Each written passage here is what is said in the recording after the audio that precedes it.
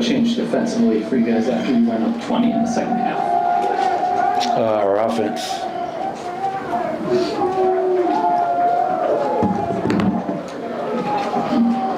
Did you feel like there was anything that you guys got away from offensively in that stretch after you reached that point? I'll have to go back and watch the film. Well, how hard is it just to absorb a loss like this after going ahead by 20? Next question, man. The season's over. That's what's hard. Fuck being up 20. The season's over. You don't understand that. The season's over. It's hard. Stupid ass questions. Nicole and Jamal, coach, carried a lot of the burden offensively for you guys. What sort of broke down between them within the second half, just within those actions? Well, I think so much was being placed on their shoulders. I mean, it was, we're expecting Nicola and Jamal to continue to pull rabbits out of their hat, man, and somebody else got to give some help. I mean, Joker 34, Jamal 35, and we just struggle to make shots. They're a really good defense. I thought our guys played extremely hard tonight to hold that team to 98 points, 39 from the field, 29 from three. But as I said all series long, are we going to be able to score enough in this series? And once again, in the 4 losses, we couldn't score. I think now after the 4 losses, we probably average around 85 points a game and 115 in the 3 wins. So we had it going. Jamal had it going in the first half. We scored. And obviously at halftime, they picked up their aggression, ran off our misses. They became aggressive. And then the second half, they totally dominated the glass. We dominated in the first half. In the second half, they rebounded us 29-15. Coach, were you satisfied with the quality of the offense in terms of the process of getting shots, or was it one of those things where you thought that missed shots kind of affected what you guys did on that end and on the other end as well? No, I mean I don't think our missed shots affected anything except the scoreboard. I mean, again, they shot 39 from the field. Anthony Edwards was 6 of 24. So the missed shots didn't affect anything other than us not scoring. But to give up 98 points in a Game 7 on those percentages, I'll take that all day long. Was our offense where it needed to be in that second half? I think we could definitely have been better. We could have gotten probably better looks. But again, for 82 games, they're the #1 defense for a reason. And we just weren't able to make enough shots and create enough good shots in that second half. Coach, after a great first series with Michael Porter Jr. shooting the ball, what do you think happened in this series to his game offensively? They guarded him. Yeah, they guarded him really well. And obviously against the Lakers, he was able to get off. I don't know what the percentages are, but in our 4 losses, I know Michael didn't shoot the ball well, and he wasn't the only one, but, he was 3 of 12 tonight, 1 of 6 from 3. Last 2 games, they doubled Nicola. I felt a lot of those were good looks, just didn't go down. And I know, sometimes it's an oversimplification of the NBA being a make or miss league, but we just did not make enough shots in this series, Michael included, but he wasn't the only one. We as a team did not make enough shots, and I didn't help generate enough good looks maybe to help ourselves. But every series is a learning opportunity, and this feeling sucks, as I told our players. You go from training camp all the way through, and then it comes to an abrupt halt, and that hurts. So use that feeling as motivation and come back a better player. We won it last year. Teams in the West, they regrouped, they retooled. How are we going to beat the champs? And teams got better. And you got to tip your cap to Minnesota. Obviously, Chris Finch, their team, Anthony Edwards, all their players. That was a hell of a series, and they gave us all we could handle. And they wound up winning Game 7 on our court, which is a tough one to swallow. But we'll be back. We just got to find ways to look inside, look outside, and find ways to continue to get better.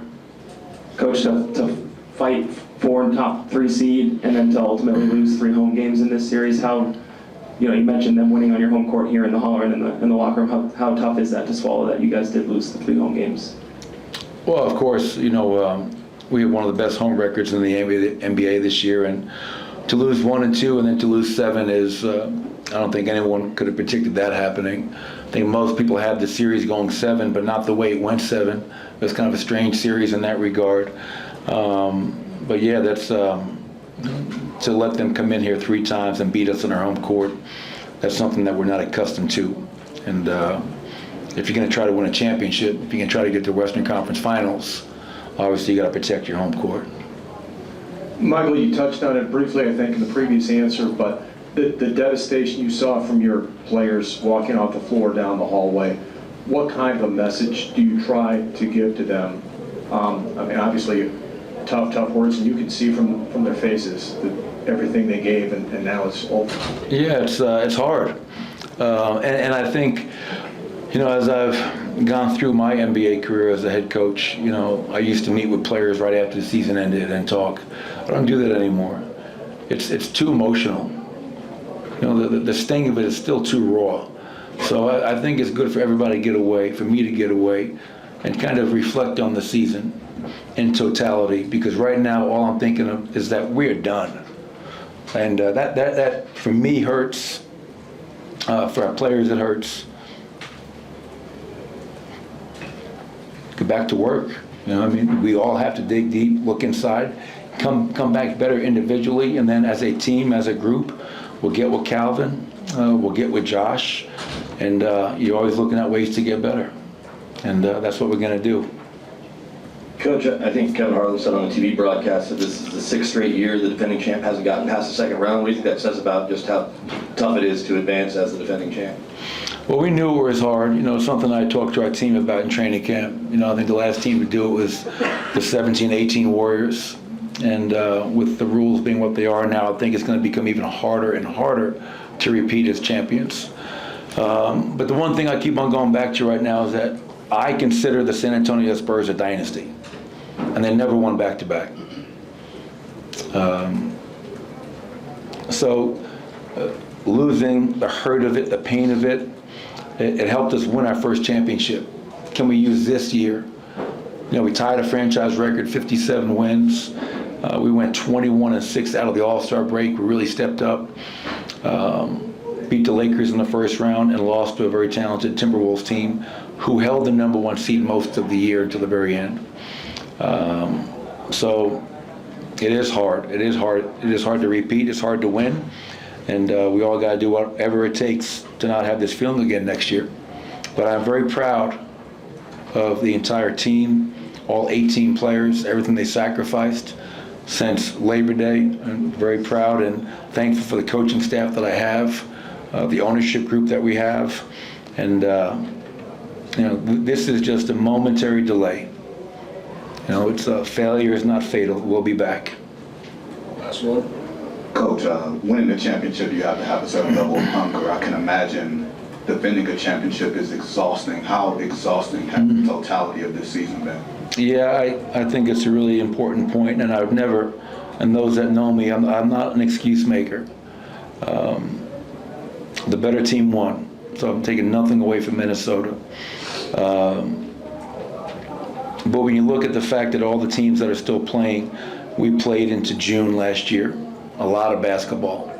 And then we had to play our guys, our main guys, unlike last season, through game 82 to secure the #2 seed. Whereas last year we were able to rest down the stretch. And I think the run last season and coming back and the amount of minutes that our starters had to play, I think mentally, emotionally, physically, I think guys are gassed. They're dead tired. They gave me everything I could ever ask for. And that's why, as much as this hurts, I will walk out of this building tonight with my head held very high. Because we competed, we fought, we gave ourselves a chance, and we came up short, and that's going to happen at times. No one ever said this was going to be easy trying to repeat. And like I said, we just got to improve across the board, get better, and come back even stronger. Thank you, Coach. Thanks, everybody. Appreciate it. Appreciate it.